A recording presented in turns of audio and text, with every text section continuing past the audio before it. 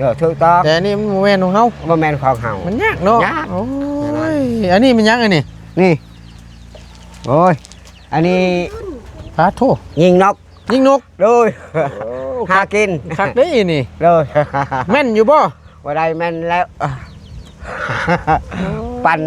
คิดฮอดได้พี่น้องเลย โดย คิดฮอดสมัยแต่ก่อนนี่คล้องจะคอเลยนี่ โดย เคยคล้องอยู่บ่ เอาชัยอยู่นี่ เค เลย ยนั่นแหละแมนเฮาเคยเฮ็ดเดี๋ยวนั้น โดย เคยคือกันนี่ โดย ใส่ข้อไปหายิ่งกระปอมพวก โดย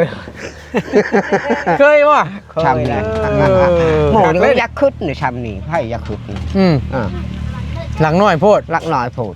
หมู ไม่อยู่ชัยเพื่อนก็หน่อยโอ้ย สิไปนั่งอยู่ใส่ติ นั่งอยู่ชัยสิ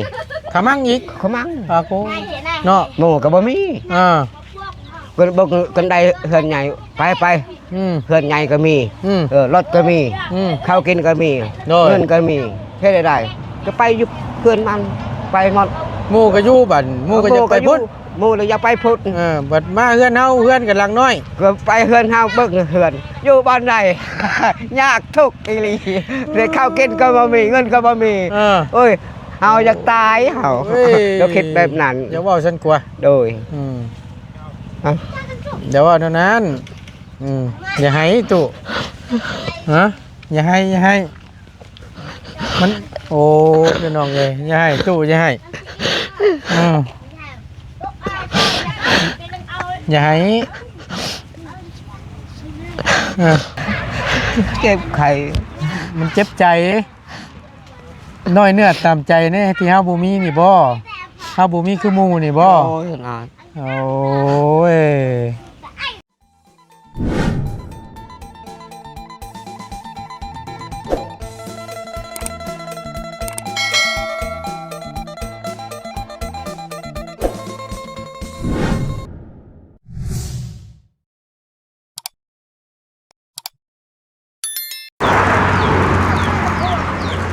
เอา6 โมงจำบานนี่เนาะ6 โมงฉากโมงบานนี่ตำเข้าบ่ห่านกันชนเฮียอีกเลยมันไปใช้เล่มหนึ่งนั่นฮะเล่มหนึ่งไปใช้เล่มหนึ่งน่ะโอ้ยเนาะฮึบเอ้าใช้ผู้เดียวตำบ่คนเดียวตำบ่คนเดียวคนเดียวเอ้ยตำเพราะได้มา1 มื้อแรกเนาะเอาพี่น้องเลยเนาะกับทักทายสบายดีพ่อแม่พี่น้องกันเบิดสู่ขู่สู่คนเด้อพี่น้องเด้อพบเจอกันกับบ่ตูนเนาะในคลิปนี้กับพอดีทั้งบ่ตูนสิเข้าไปหาทั้งบ่ตู้อารมณ์ดีก่อนเนาะพุ่นละอยู่ในพุ่นน่ะพี่น้องเอ้ยก็ว่าสิเข้าไปเบิ่งก่อนเนาะดินร้อนต้นหญ้าที่ทั้งบ่เสียงได้ถามคือจังว่าแพงแท้ๆพี่น้องเนาะกับบริกวงพ่อปันใดก็ได้คือจังว่าราคาทั้งว่า8-9 ล้านว่าสันแถมเป็นดินตาบอดอีกซับหมูมีทางออกกันแน่พี่น้องเลยเนาะเดี๋ยวประตูจะเข้าไปหาเบิ่งก่อนเนาะโฟ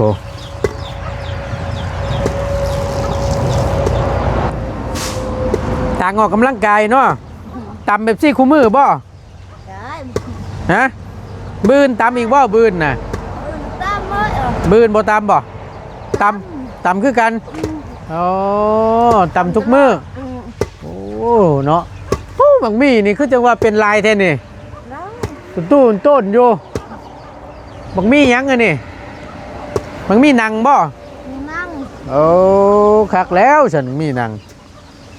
รายการพี่น้องเลยอันนี้นี่ใกล้สิได้แล้วบ่นี่ฮะพัดอีกรอบบ่มันก็ได้อิ่มแต่ไกลน้อยครับนี่แหละนี่เนาะเบิ่งเนียงเบ่งลุ่งเล่งอยู่ธรรมชาติเลยพี่น้องบ่ได้ใช้พืชใช้ปุ๋ยเข้าให้วิตามินเนาะหลายวิตามินหลาย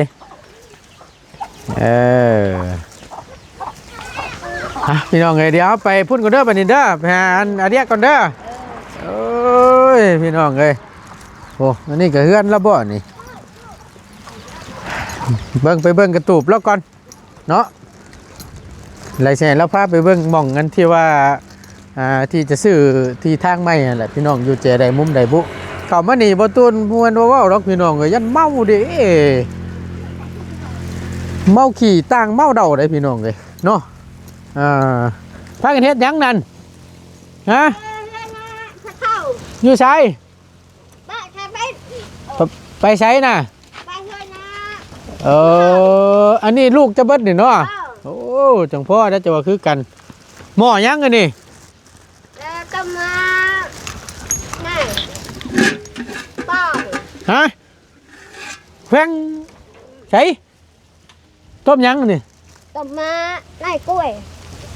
ต้มหมักกล้วยต้มหมักกล้วยกินต้มหมักกล้วยหรือต้มปีต้มปีมันบ่อาหารเที่ยงสิบ่โอ้ยเนาะ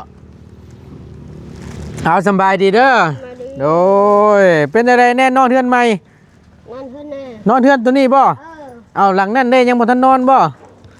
หลังเตี้ยลูกหลังเตี้ยนะลูกเอานุ่มมาต้อนทั้งตาเฒ่าเจ้าผู้แขวหายไปน้ำผู้สาวซ้ำหน่อยหั่นแหละพี่น้องเลยเนาะอันนี้เพ่นอนอยู่นี่น่ะนอนพ่อกับแม่พ่อกับแม่ทั้งนี้กันชนหายคือกันทั้งนี้ยิ้มมึงด้วยฮะยิ้มมึงด้วยฮะใส่เบิ่งงันอายเฮ้ยบ่อายพ่อกับแม่นอนอยู่นี่ตัวนั้นน่ะลูกชายบ่หมอเอกแต่กระโปงแล้วอันนี้ตำแจ่วฮากะย่านี่เนาะตำแจ่วจ้ำนี่บ่โอ้โอ้แน่นอนดิพี่น้องเลยเนาะอันอยู่ใช้อันดินที่ว่าเพิ่นจะคายให้นะดินคือห่านดินลูกน้องดินลูกเอ้ยลูกน้องของพี่น้องกันนี่บ่โอ้เพิ่นจะคายให้เท่าไรน่ะร้านทองฮะร้านทองร้านชองห่วยคือจังว่าถึกแท้แต่ดีแม่นอยู่บ่ร้านชองแม่นถ้าจะไปหมดผัวไปให้น่ะฮะไปผัวกี่ต้องไปถามผัวเจ้าสิบ่เอาผัวเจ้าน่ะฮู้โอ้เจ้าน่ะบ่ฮู้ฮู้แท้บ่ฮู้ปานใดบ่ฮู้หักเว้าร้านชองว้าวชื่อโก้ยว้าวชื่อว่าสันใช้อยู่ใช้นั่นพาไปเบิ้งได้ไปแล่นระบาดนี่เฮ้ยเบิ้งได้สินเฮียได้เด้อโอ้ยพี่น้องไงพี่น้องเพิ่นก็คอมเมนต์มาว่าเข้ามาเยี่ยมยามเพิ่นในประตูได้ว่าสันเนาะแบบซี่แหละน่าช่วยเหลือว่าสันแล้วก็เบิ้งก็บ่เครียดนำว่าสันอารมณ์ดีแท้ๆว่าซะเนาะเอากันนี่แหละพี่น้องแวะเวียนมาเยี่ยมยามทำข้าวเนาะพอดีว่าทางบ่อเสียงก็ว่ามีผู้ใหญ่ใจดีทางบ่อเสียงสิซื้อที่ผู้เคลื่อนผู้ชานให้ว่าซั่นแต่ว่าในราคาเนาะก็คือว่าแหละมันแพงโพดพี่น้องบ่สมกับดินว่าซั่นซะ1มาดินมันเป็นดินตาบอดแหละบ่ตูนเบิ่งนี่อันนะขึ้นมาเต็มปากบาดนี่ของน้ำเพิ่นนี่พี่น้องลมพัดมาใดนี่ โอ้ยขอโทษขออภัยน้ำมันหลายพี่น้องเลยตะโอ้ยสมัครคักแค้นเซละบาดนี้พี่น้องช่างเป็นแท้นี่ขึ้นตาเลยนี่ก็เป็นโอ้ยที่นอนเนาะเพื่อนของลูกชายเราว่าสั้นซะอยู่พุ่นนะมันหลายคนอย่ามันฮักก็เลยใหญ่มานอนอยู่นี่ของลูกชายผู้ว่านอนจะคนเลยเนาะอยู่นี่3-4 คนนี่ประจักษ์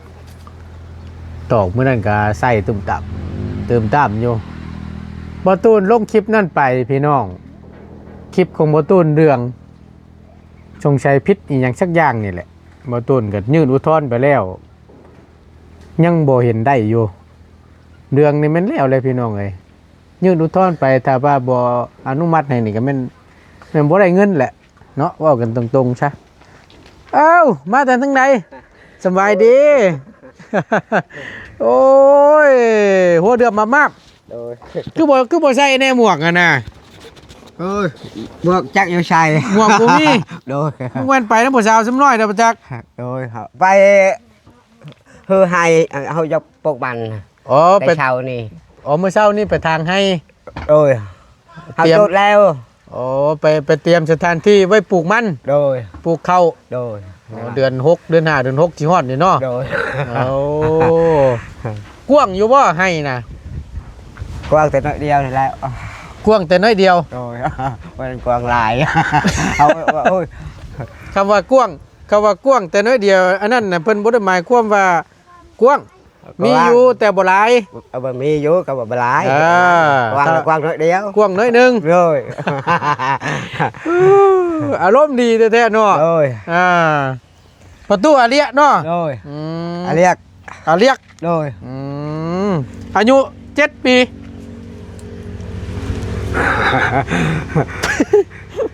เฮาบ่ฮู้จักว่าเฮาเว้าชัดชื่อ จำบ่ได้เนาะ โดย บ่ตีแหละจำนี่บ่ต่ำกว่า50แล้วบ่จักเฮาอ่ะ ว้าว เนาะ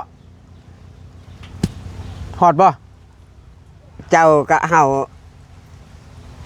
ต่างกันอยู่ ต่างกันบ่ ต่างแบบใด เอาเฮาอาย เอาเบิ่งน้ำกันพี่น้อง โดย อ่า เห็นเลยเฮาอาย แม่น เจ้าได้ยังนอง แม่นเฮาถูกต้องเฮาอายุ30 ปีหนึง โดย 30 ปีเฮาน่ะ โดยเฮาเหมาะปี2000เหมาะคนลาวกับคนลาวถึงพรอยู่ป่า เฮาเกิดแล้ว นั่น แม่นบ่ โดย โดยเฮาก็บ่ได้ว่าซ้ำกันกับเฮาหรอกเฮาหมายความว่าเจ้านั่นอายุเจ้านั่นเฮาเบิ่งณตอนนี้สิอยู่ประมาณ40 50 ปี โดย แม่นบ่ โดย นั่นแหละ จัก เนาะ โดย คักแลกันชนนี่หายไปน้ำผู้สาว โด บ่ ยโอ้ยไปเล่นแล้วไปเล่นผู้ชาว ไปลิ้นน้ำผู้สาว โดย น้ำลายลุดลงมาเกือบตามปากบ่ต้นเนี่ยว่าชัดชื่อท โดย ำอันย่างนมก็แควอะไรไปใช้ แม่น อันนี้เท่าแล้วได้ ก็นั่นแหละก็ ได้เมียได้ลูกเด้ แม่นธรรมดาเนาะ ธรรมดา เฮาก็สิคือกันนั่นแหละบัดอายุซ้ำเจ้านี่ โดย สิมันก็สิบ่เรือแล้วนี่ โดย นี่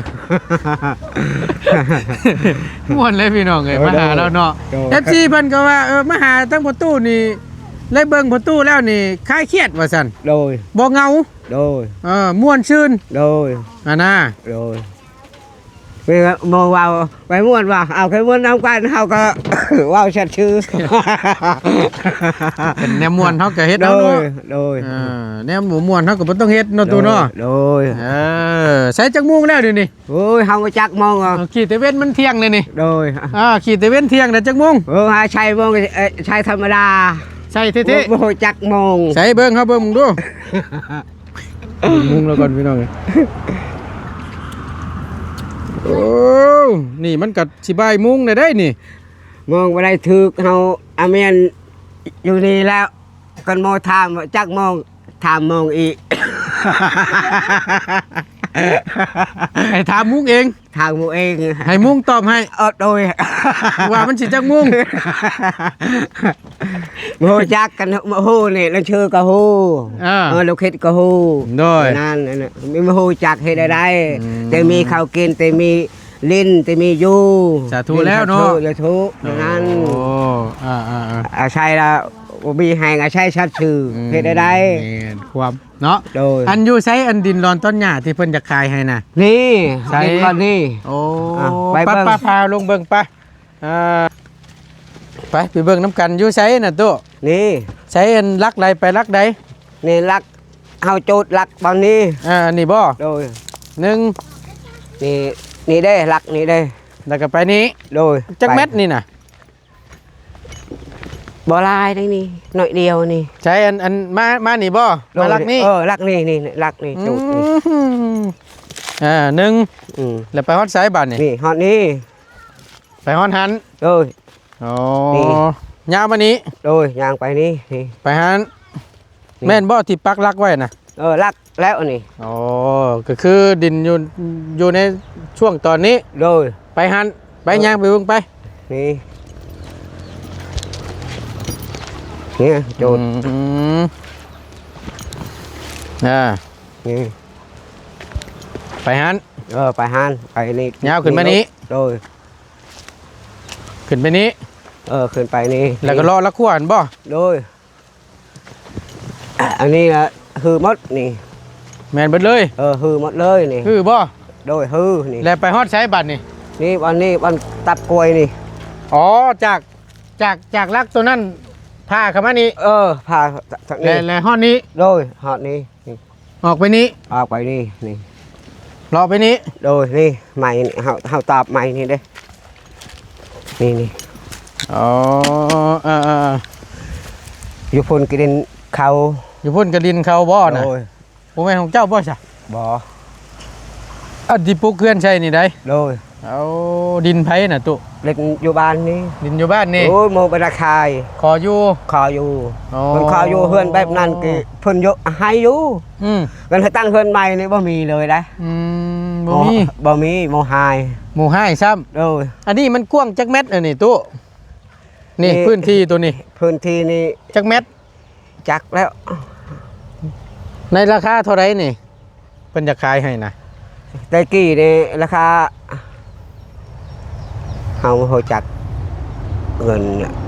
จักล้านจำได้บ่เสียงว่าจักล้าน ก็ว่าคนเราวเทิงไป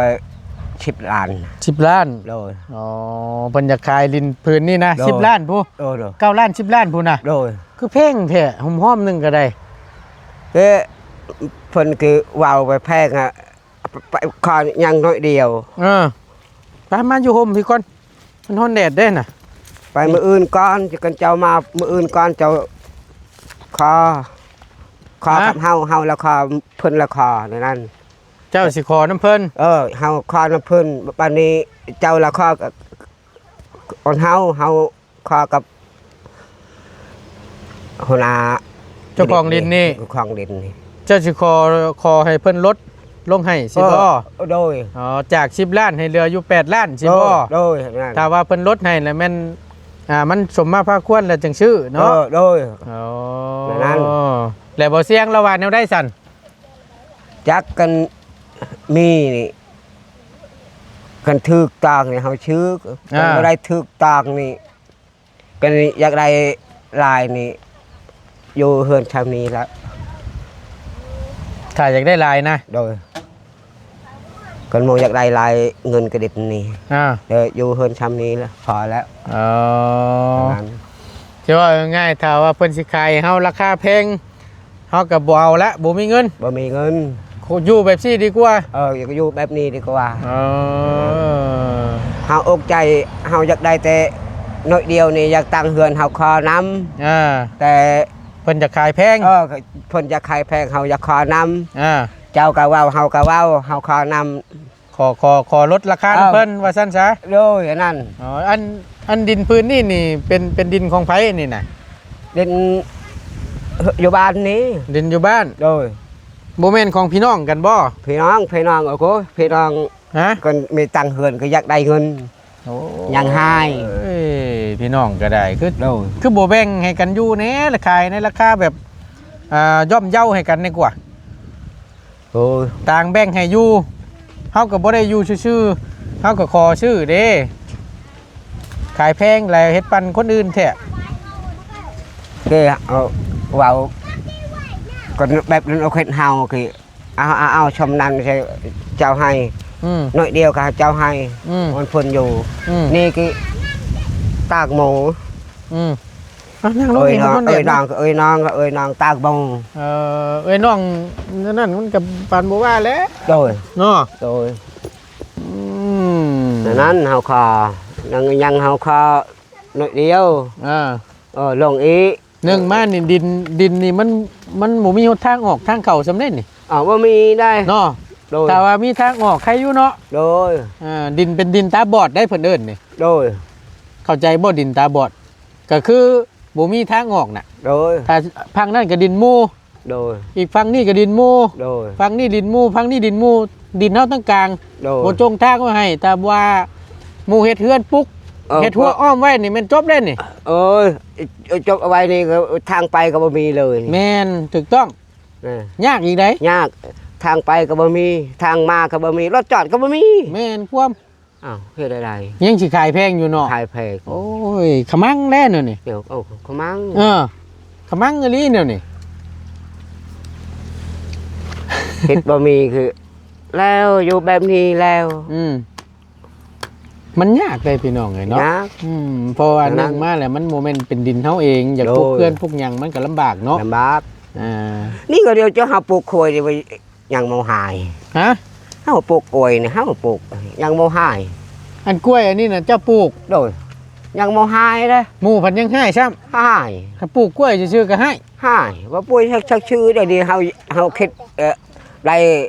ตอบหนึ่งกล้วยนี่อยากได้5,000 10,000จะช่วยข้าวกินบ่มีได้หัวปลูกหน่อยเดียว โอ้ย พอได้ขายซื้อข้าวกิน ได้เครือหนึ่ง5,000 10,000ก็เอา เอาในนั้นเขาจะช่วยข้าวกินเบิ่งหมู่หายโอ้ยเฮาหมู่อยากทับเฮายอมแล้ว หมู่ให้หมู่อยากตีเจ้า โดย เจ้าก็นบมือกราบยอมแล้ว ยอมเอาได้หน่อยเดียวนี่บ่แม่นเฮาปลูกหลายเด้ เขาก็ปลูกพอได้กินเนาะ โดย พอได้กินพอได้ขายนิดๆหน่อยๆ โดยนั้น ขอปลูก โดยนี่เฮือนยังเฮาคอ อืม พออายคอยตั้งเฮือนนี่อยู่ชำนี่มันไปอยู่ก็เฮือนใหญ่เนี่ยเฮาบ่ให้เป็นเฮือนน้อยชำนี่เจ้าอยู่นั้น ถ้าเช็ดลังใหญ่ลังเตคือหมู่คู่นี่เพิ่นหวยปุ๊ก โดยบ่มี ถ้าว่าปุ๊กลังใหญ่จังซั่นนี่โมเมนต์ดินเจ้าของนี่ก็บ่อยากปุ๊กปานใดเด้อเนาะ โดย ต้องให้เป็นดินเจ้าของก่อน โดย มันจะบ่มีไผมาไล่ โดย มันจะบ่มีไผมาญาติเนาะ โดย เพราะมันเป็นดินของเฮาชื่อของเฮา โดยนั้น อืม นี่เฮาก็บ่มีกระเด็นเฮายอม อืม เฮายอมแล้วนี่ ขยันได้ เว้า พี่น้อง ชัด เนาะ ชื่อย อมรับประตูเลยอยู่อันนี้นี่ก็มันคือเช่แท้บัดนี้ตุ โดย มันคือเช่แท้มันคือเช่สิล่มเลย บ่ ฮะ ไม่บ่งาม ไม้มันงอ โดย ไม้มันคด โดย มันก็เลยเดี๋ยวนี้ โดย เอาหนาเฮาเบิ่ง นี่เช่วางนี่เฮาว่ามันเช่ได้นี่น่ะ อันนี้ก็ยังก็ไม่ได้ถือเด้นี่ ฮะ ไม่คดไม่งอนี่ เออ อันนี้ใช่ก็ไม่ได้ถืออันนี้ก็ไม่ให้ตอกอีกนี่ มวยตอกอีก โดย เอายังจะเต็งมันจังอยู่ โยกเขาทับอยู่พุ่นนี่เด้ อ๋อทับแต่ตัวนั้น โดย ตัวนี้บ่ได้ทับตัวนี้ โดย ลมพัดมามันสิบ่เรียบร้อยใช่บ่ตู้ โอ้ยอันนั้นไปแล้วอะ ฮะ ต้องย่างระวังเด้อพี่น้องต้องเบิ่งเด้อผู้ชั้นนี่ตำนี่เขานี่ออกโอ้ยอยากสิคิดสภาพเลยนี่ เฮ็ดได้ เรียบร้อยเลยแหละนี่นะ เนาะ โดย เบิดไปหลายเติบเนาะ โดยเฮ็ดเองนะ เฮ็ดเอง โดย สีมือเจ้าของล้วน เอ้ย ๆคักสุดยอด 10 หมู่ ฮะ 10 มือเฮาเฮ็ด 10 มือ โดย 10 นิ้วเฮา 10 แนวเฮา สีมือเจ้าของล้วน โดย ๆสุดยอด แบบบ่ต้องรอไผเนาะ โดย มีเหือมีแห้งมีไม้มีมือมีหันมีนี่น่ะเฮ็ดเลย เฮ็ดเลย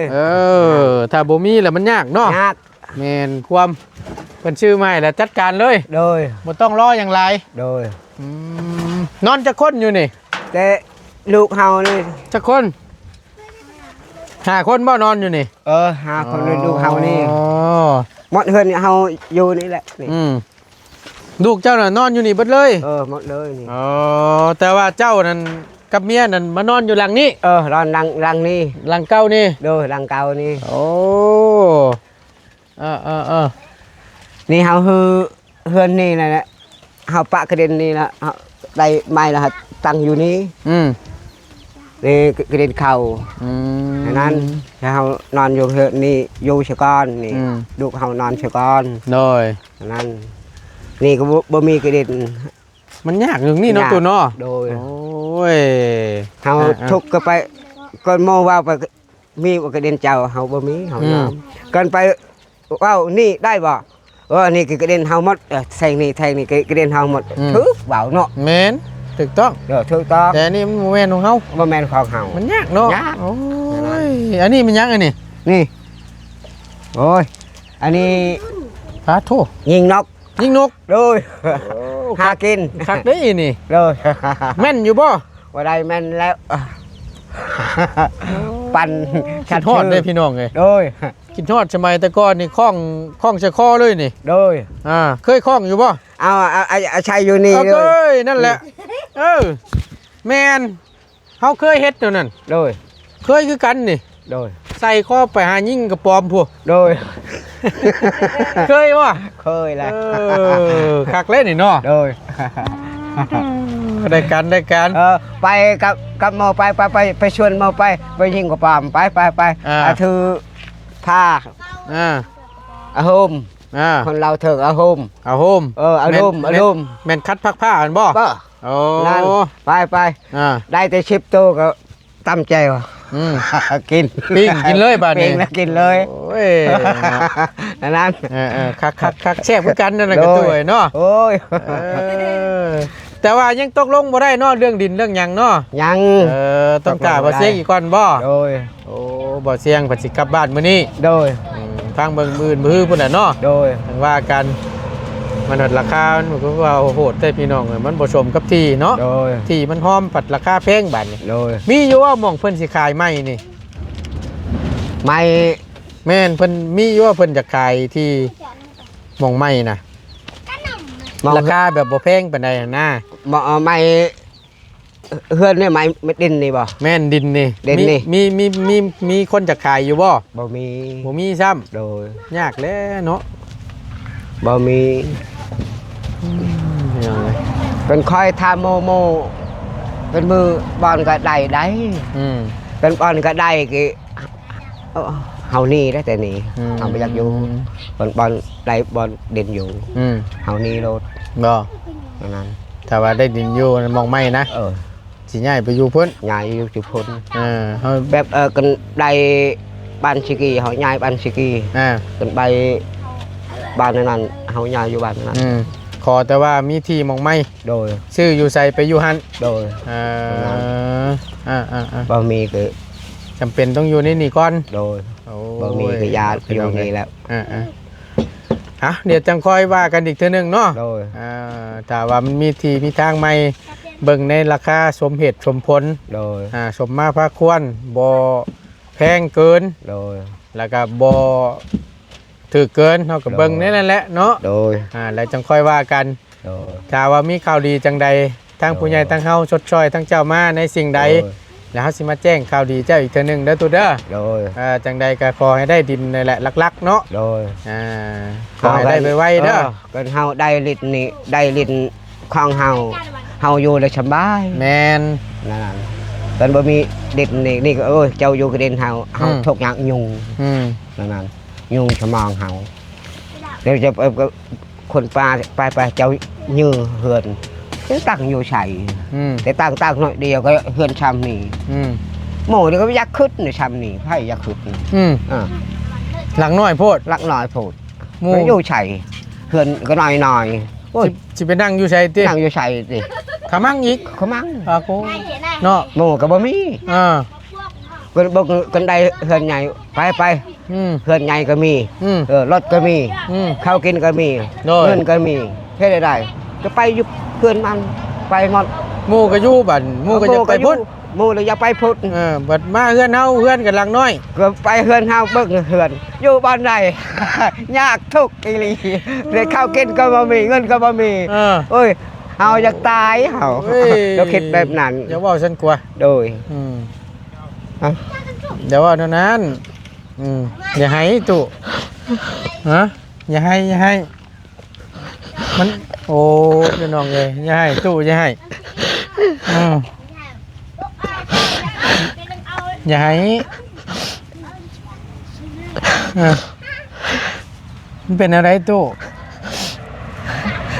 เจ็บไข้มันเจ็บใจ น้อยเนื้อตามใจเนี่ยที่เฮาบ่มีนี่บ่เฮาบ่มีคือหมู่นี่บ่ โอ้ยนาน โอ้ยเอาเฮ็ดอะไรจะตู้สู้ๆนี่แหละเฮาบ่มีก็เฮาค่อยหาค่อยเฮ็ดไปอย่าไปน้อยเนื้อตามใจแล้วเฮ็ดอะไรจะเฮาไปเปรียบถ้าเฮาไปเปรียบเทียบใส่กับหมู่นี่เฮาก็บ่มีความสุขแล้วตู้เอ้ย โอ้ย เฮาก็อยู่ซำที่เฮามีซำใดเฮาก็กินซำนั้นนั่นแหละเฮาก็สู้ไปตู้เอ้ยถ้าเจ้าไปเปรียบเทียบใจหมู่ที่ให้มีคือหมู่นี่มันเป็นทุกข์ โดย มันสิบ่มีความสุข นี่เฮาอยากได้กระเด็นอยู่นี่เพิ่นดูนี่กะลูกเฮาอยู่แล้วเฮาบ่ได้หยังดอกเฮานี่กระเด็นอยู่บ่มีหมู่อยากไล่ไปนี่อยู่น้อยเดียวนี่นู่นน้อยเดียวใหญ่หมดมือโอ้ยตายเฮาจะเท่าแล้วเฮ็ดได้นั่น กระบาบลูกกระบาบเต้า โดย อย่างหน่อยแต่ให้ได้ดินเป็นของเจ้าของ โดย และมันจังบ่มีไผมาญาติมาซิง โดย มันจังบ่มีไผมาไล่เนาะตัวเนาะ โดย โอ้ยพี่น้องเอ้ยอดหนาวตัวเอ้ย โดย ก็สิมีอยู่หรอกเป็นกำลังแห่งใจให้เฮาก็ได้เด้อ โดย สู้ๆเด้อ โดย จะไปน้อยอกน้อยใจเฮ็ดได้ซั่น โดย เนาะสู้ๆเด้อ โดย สู้ๆเป็นกำลังแห่งใจน้ำตาแล้วตุ่มใดพี่น้องเอ้ยน้อยเนื้อต่ำใจหมู่มี โดย เฮาบ่มี โดย แล้วไปคิดมาแล้วมันหนดเข้าต่ำใจลำเด้อบัดนี้ โดย คิดน้ำลูกน้ำเมียแน่ โดย ถ้าเฮานี่เฒ่าแล้วบ่เป็นหยังเนาะ โดย ปัดเดือนลูกอนาคตปัดใหญ่พวกนั้นเนาะ โดย มันสิยากหม่องนี้ โดย แต่ว่ายังบ่มีดินมีรอนเป็นของเจ้าของเนาะ โดย ตั้งแต่พ่อแม่บ่อยู่ปัดลูกเต้าเนาะบางเทื่อเพิ่นมวยอยู่นี่ไปเด้อชู โดย กูมวยอยู่แล้วดินนี่ว่าขออนุญาตนำเนาะ โดย ปัดจักสิไปอยู่ใช้บัดนี่เนาะ โดย แม่นความเราแหละพี่น้องเอ้ย ใหญ่ก็ลูกก็ใหญ่ นอนเฮือนก็บ่มี แต่นอนช้ำนี่ก็โอ้ตายกว่าหมู่ เนาะ โดย โอ้ย งานเฮาอกใจแบบนั้น บ่ต้องอุกใจตู่บ่ต้องอุกใจใจเย็นๆค่อยสู้ โดย เนาะป่านนี้เดี๋ยวเราไปเวียกไปงานต่อก่อนเด้อตู่เด้อ โดย อยู่ดีมีเฮงเด้อมีข่าวดีเดี๋ยวเราสิมาแจ้งเด้อ โดย โอเคตู่โอ้ยเนาะครับป่านนี้โอเคเนาะตู่เนาะสบายดีเด้อสบายดีโดยโอ้ยพี่น้องเอ้ยเนาะจักสิว่าจังใดเราก็ได้น้ำว่ามาน้ำตาใดเราก็ได้ป้าโตสงสัยสิตำใจเราหั่นแหละพี่น้องว่ามันอุกมันนั่งเรื่องดินเรื่องดอนเนาะลูกก็สิใหญ่เลยและบัดนี้แหละมันจังซี่พี่น้องเอ้ยบวกกับบ่มีนี่และบัดนี้ละหมู่คู่มาแล้วบ่มีหม่องพักหม่องเช้าเข้าก็บ่มีกินเฮือนก็บ่มีอยู่เราบัดหมู่คู่บัดเทือนหลังใหญ่มีรถมีล่างมีข้าวกินหมู่ก็ไปดินน้ำพุ่นเรานะว่าตำใจเราให้เราก็ได้ปกติเราพี่น้องไอ้ประตูนเข้าใจอยู่นี่เนาะขอบคุณในลายพี่น้องที่เข้ามาเป็นกำลังแห่งใจและรอติดตามเบิ่งว่าเราจะได้ดินรอนตอนใดเนาะในราคาเท่าใดและจังว่ากันอีกทีนึงเนาะรอเบิ่งรอชมนำกันพี่น้องเลยขอบคุณในลายอยู่ดีมีแห่งบัดสุขุสุคนเนาะสำหรับคลิปนี้ไปก่อนพี่น้องเลยสบายดีเด้อพี่น้องเด้อไป